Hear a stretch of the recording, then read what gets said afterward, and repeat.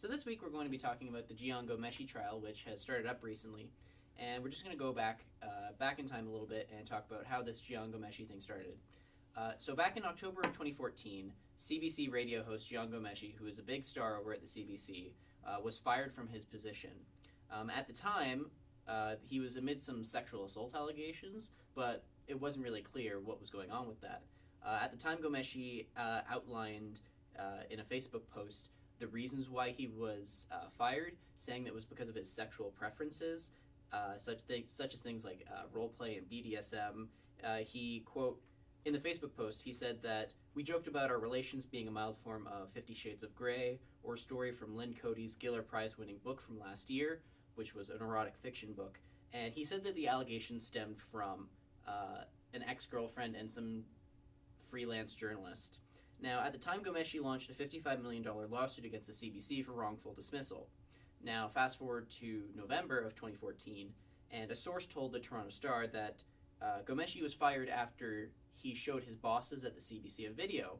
It's not really sure what was in the video, but it in some way depicted the harm or the results of the harm that he had caused to an individual, and that was enough to get him fired from the CBC. And also in November, he dropped the lawsuit against the CBC. So now the trial against Ghomeshi has begun. He's facing 5 counts of sexual assault and 1 of choking, and he's pleaded not guilty. Now, right now, the witnesses are being questioned, and they're being questioned by Ghomeshi's lawyer, who is Marie Hanine, and she is known as the Piranha. She has this reputation for being very harsh to witnesses, and this is no different. For example, she spent 15 minutes nailing one witness for whether or not she was wearing hair extensions on the night that she alleged she was attacked by Ghomeshi. And the reason that she was focusing so much on the hair extensions is because this woman alleges that Ghomeshi grabbed her hair and pulled it. And so his defense lawyer was saying, well, if you were wearing extensions, the extensions would have come out. Except if they're incorrectly, and depending on what kind and how he pulled her hair, that's not necessarily 100% true. They might have come out, but you can't say with certainty that absolutely those hair extensions would have come out. If they're clip-ins, then possibly they'll come out, but other hair extensions are glued into your head. Yeah, they get, sewn onto your hair. And you get sewn on, or you get, the little gluey beads in it. Yeah. And if he grabbed her entire head of hair, the rest of the hair is still attached to her head. Yeah. So the hair extensions aren't going to come out because he can't go any further unless he rips her hair out of her skull. Mm-hmm. Yeah. So that was the first thing that tipped a lot of people off to the fact that this is not going to be beneficial to people who are victims of sexual assault and rape. No. Because this is discouraging them from coming forward. They're saying, nobody's going to believe me. They're going to come up with these excuses over why it's okay, why it doesn't matter that it happened to me.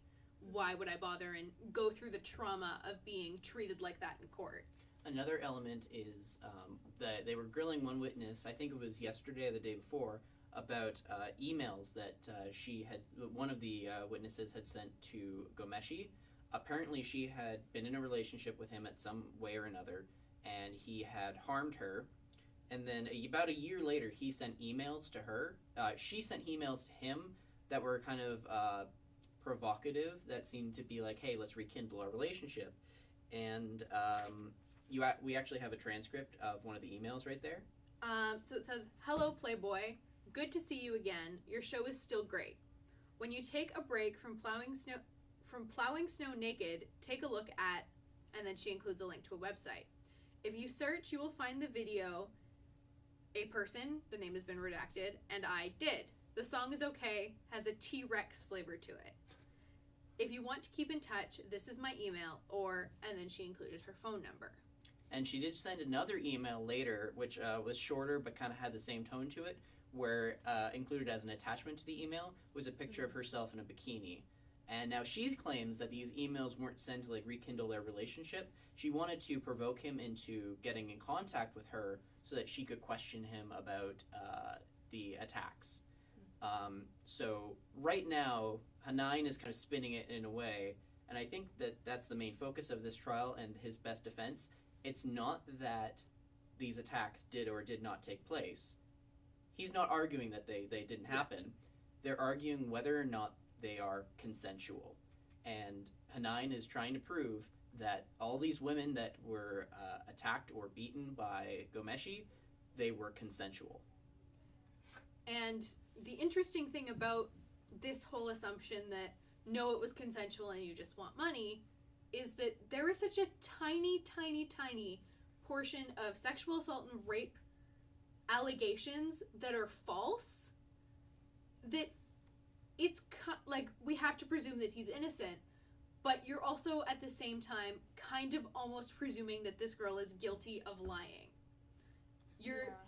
There's this assumption that they did something to cause this. It's like a double-edged sword, because they presume his innocence, but at the same time then they presume that she's making up the stories because he's innocent. Or that she deserved it somehow, which is always a terrible, terrible excuse. That's just the stigma with rape and sexual assault. Yeah. It's victim shaming.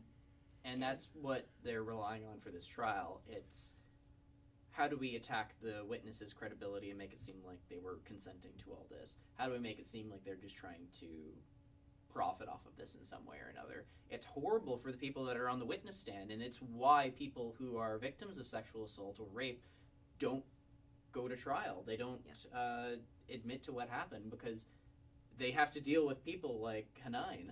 It's already a traumatic experience for that to happen. Mm-hmm. And then to go and add this additional trauma of being treated like dirt on a national scale, especially with this case. Yeah. Mm-hmm.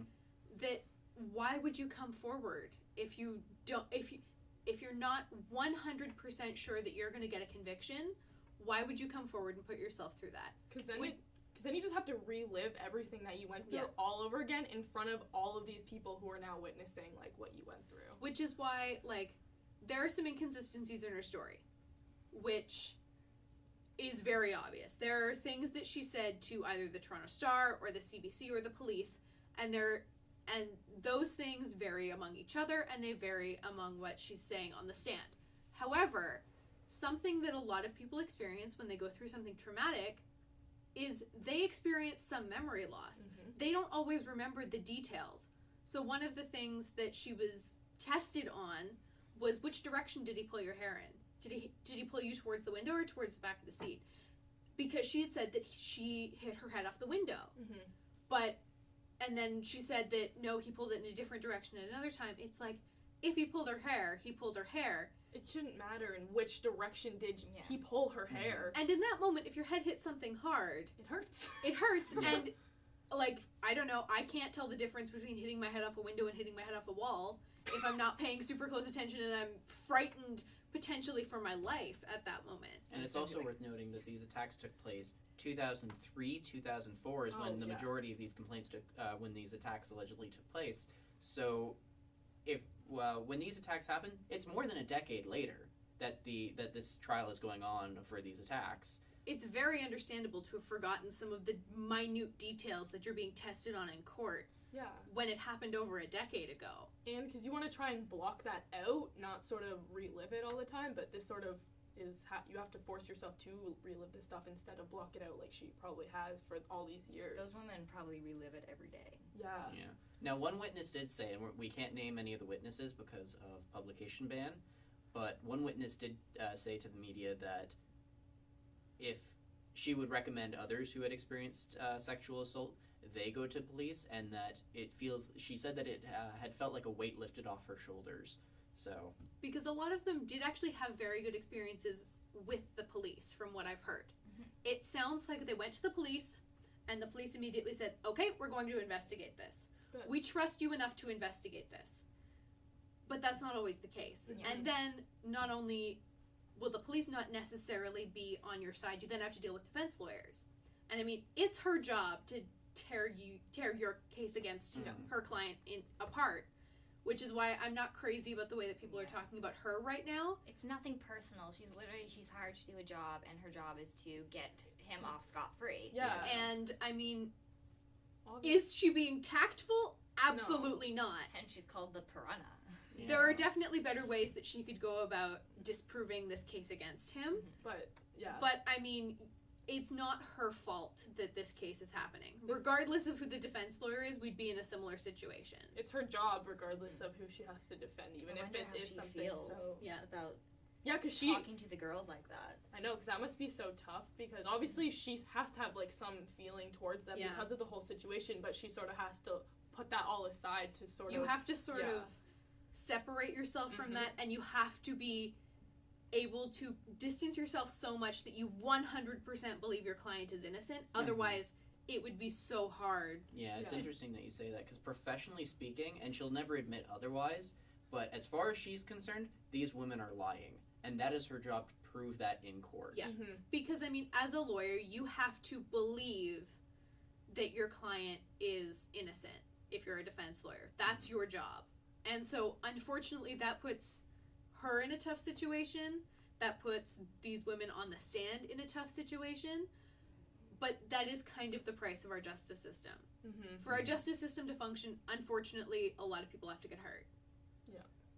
But, and I mean, it sucks, but that is kind of the reality of the justice system. But even if, like, the defense lawyer was a male, all the people would be like, oh, he's just, like, a sexist asshole. Like, why is he blaming all these women? And then when women, because it is a woman, she's like, she's not feminist, she's not doing this. I'm like, they're hired to do a job. It's I think that's not pretty, but it had to be done. I think that's one thing that's working in favor of Ghomeshi, and it might be awful to say, but I mean, the fact that his lawyer is a woman looks better on him when it comes to these types of crimes.